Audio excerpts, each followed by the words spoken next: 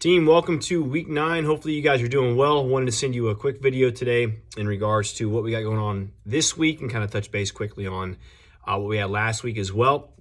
Hopefully you guys are doing well. Got this week and then going into spring break next week where you guys will have a little bit of a break. So hopefully you guys are looking forward to that. But let's recap kind of what took place last week in regards to the discussion board. You guys did a very good job as far as noting the video that I posted. Some pros, some cons, and some things that you guys brought into question, whether it was complacency, whether it was the placement of the individuals outside of the vehicle, whether it was the what we thought was a routine traffic stop, whether or not the deputies should have called in for more people, right? More officers to be there on the scene. I do agree. As a father, I do agree that during this stop, seeing a child, a baby, in a car seat could have definitely or did play a huge role in the overall stop, the complacency of the deputy, and how they handled themselves ultimately as far as the stop had taken place. Being a human being, I can see how anybody can make the mistake, but also have the maybe their situational awareness a little lowered as far as what they were doing, and just thinking that, hey, we are stopping individuals, not really making note of what could or couldn't happen in the back seat. And then obviously it went sideways from there, thus the individuals being shot at.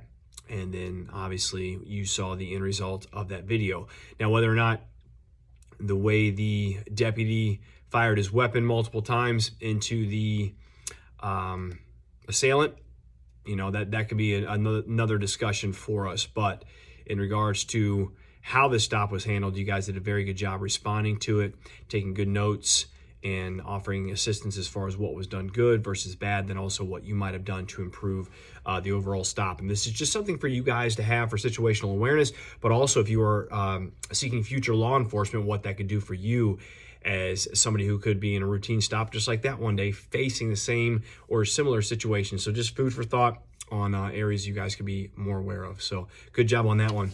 This week we are looking at insider threat. Very interesting topic as far as how we handle them, but also as the chapter discusses, you know, what we can look at on noting what an insider threat might be, the characteristics, things people might be doing, why a person would want to gain access to certain information and then become an insider threat. So very interesting as far as the chapter is concerned. And then as far as the discussion board, we dive into the National Insider Threat Task Force that is assigned to look for habits, to look for signs within organizations that might lead to leaking information, right? That might lead into people looking to take down an organization, no matter how big or small that it actually is.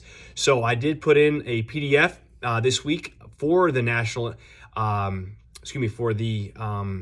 National Insider Threat Task Force. I put a PDF there for you guys to kind of look at and then do a little bit of research on your own as far as what has this task force done, right, recently or in the past, where it thwarted an actual incident taking place, where they discovered there was an insider threat working at an organization and then that was eventually stopped, right? So make note of that.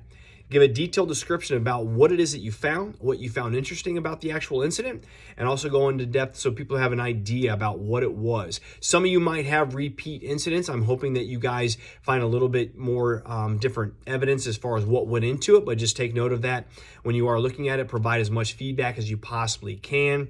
And I think you guys might find it very interesting to look actually into this organization, and maybe you might want to be a part of this task force someday because it's very unique.